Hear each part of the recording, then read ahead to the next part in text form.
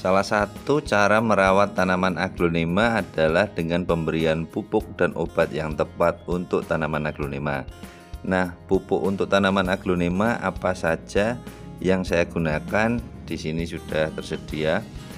Nanti akan saya terangkan satu persatu apa saja fungsinya dan bagaimana pengaplikasiannya terhadap tanaman aglonema kita. Simak terus sampai selesai. Buat yang baru sampai di channel ini, saya Kang Wiwit. Terima kasih sudah mampir. Jangan lupa subscribe bila suka sama video-video di channel Kang Wiwit, dan like, share, dan juga komen di video Kang Wiwit. Oke, yang pertama untuk pupuk dasar, saya menggunakan dua jenis. Yang pertama ini Dekastar, pupuk Dekastar untuk aglonema atau Osmocote 17-11-10. Terus ada lagi NPK 16-16-16. Nah, ini berfungsi untuk memberikan makanan melalui media tanaman aglonema kita. Jadi pupuk ini ditaburkan di media tanam. Untuk NPK 16-16 itu khusus digunakan untuk anakan, karena kadar NPK-nya seimbang, jadi sangat baik untuk anakan aglonema ataupun menanam cacah batang dan bonggol aglonema. Itu sangat baik menggunakan 16-16.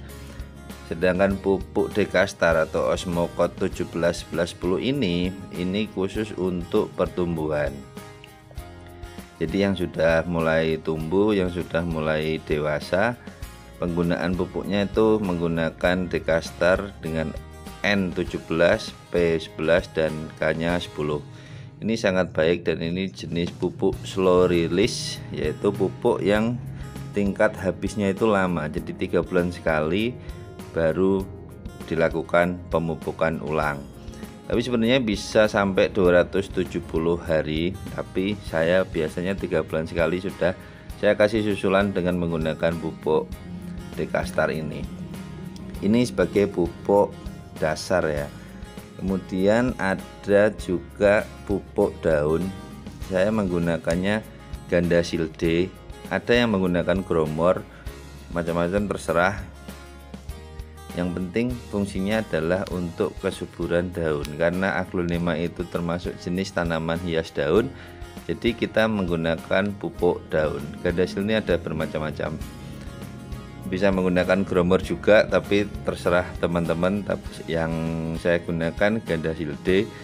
Selain murah, juga khasiatnya tidak terlalu jauh berbeda dengan pupuk Gromor.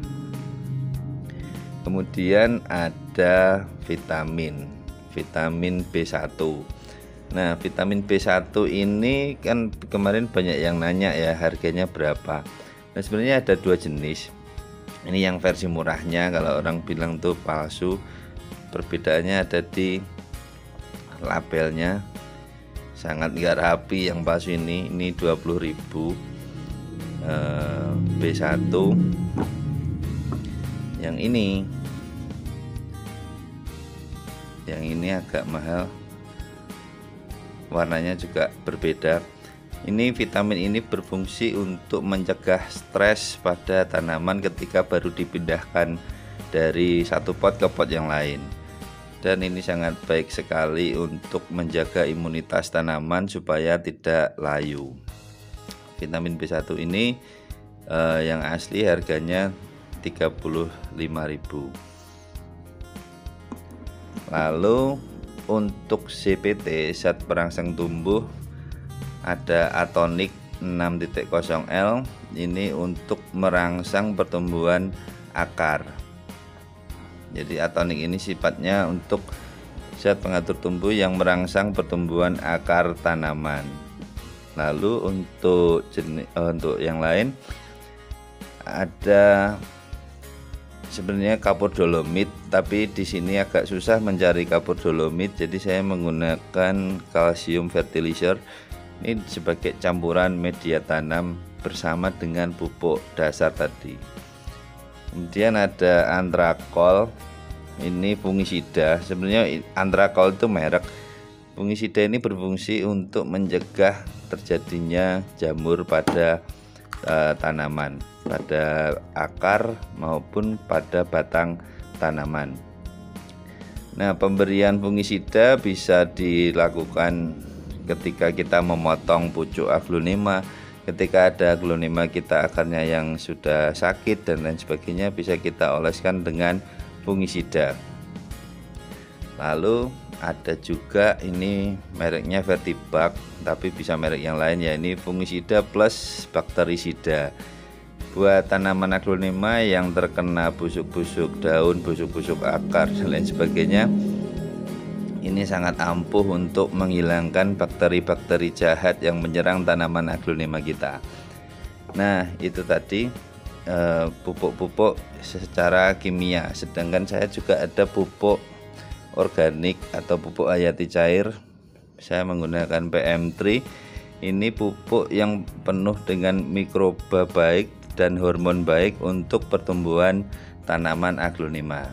Nah, bedanya adalah jika kita menggunakan pupuk hayati cair atau pupuk hayati PM3 ini, itu sudah tidak perlu menggunakan ganda silde ataupun gromor, tidak perlu menggunakan pupuk kimia yang lain.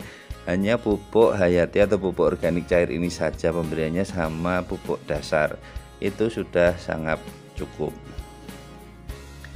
Nah, bagaimana pengaplikasian semua media ini, obat-obat dan pupuk ini terhadap tanaman aglonema kita? Kita akan simak lebih detail. Nah, yang pertama untuk pupuk dasar osmokot itu adalah dengan menaburkannya di media tanam aglonema kita. Nah, cukup ditaburkan seperti ini, nanti dia akan terserap perlahan-lahan ya, karena ini slow release. Seperti itu cara pengaplikasiannya untuk pupuk Osmokot 171110 ini. Nah, untuk vitamin B1 digunakan dengan penyemprotan ke daun tanaman hias kita dengan takaran 3 tetes untuk 1 liter air. Jadi 3 tetes untuk 1 liter air, lalu kita semprotkan ke seluruh permukaan daun. Daun atas maupun daun bawah harus terkena, juga ke batang dan juga bisa ke medianya. Ini untuk vitamin B1. Kalau untuk mempercepat pertumbuhan bisa 3 hari sekali, itu untuk yang anakan. Kalau yang sudah dewasa cukup seminggu sekali menggunakan vitamin B1 ini. Selanjutnya pupuk daun Gandasil D. Ini pengaplikasiannya juga dicampurkan ke dalam air setengah sendok teh, itu dicampur dengan 1 liter air, lalu disemprotkan juga ke seluruh permukaan daun dan juga batang tanaman aglonema kita. Ini 2 minggu sekali pengaplikasian pupuk daun Gandasil D ini ya. Ini bisa macam-macam seperti yang awal tadi, bisa gromor dan lain sebagainya. Untuk atonik ini karena zat pengatur tumbuh, jadi di awal-awal ketika kita menanam kita semprotkan atonik ini ke media tanam dengan takaran 1 sendok teh untuk 1 liter air. Kemudian kita semprotkan ke medianya selama seminggu 1 kali selama 1 bulan, jadi 4 kali saja. Lalu untuk pencegahan pengobatan ada fungisida dan bakterisida. Ini bisa digunakan ketika tanaman aglonema kita mengalami sakit, yaitu ditandai dengan daunnya ada yang kuning dan ada yang busuk dan lain sebagainya. Penyemprotannya dengan bakterisida ini setengah sendok teh dicampur dengan 1 liter air, lalu disemprotkan ke seluruh permukaan daun dan batang, juga ke media tanamnya. Nah, ketika menggunakan ini dalam masa pengobatan itu tidak diperbolehkan menggunakan obat-obat dan pupuk yang lainnya, hanya menggunakan ini saja selama 3-4 minggu. Jadi aplikasinya adalah seminggu 2 kali untuk penyemprotannya.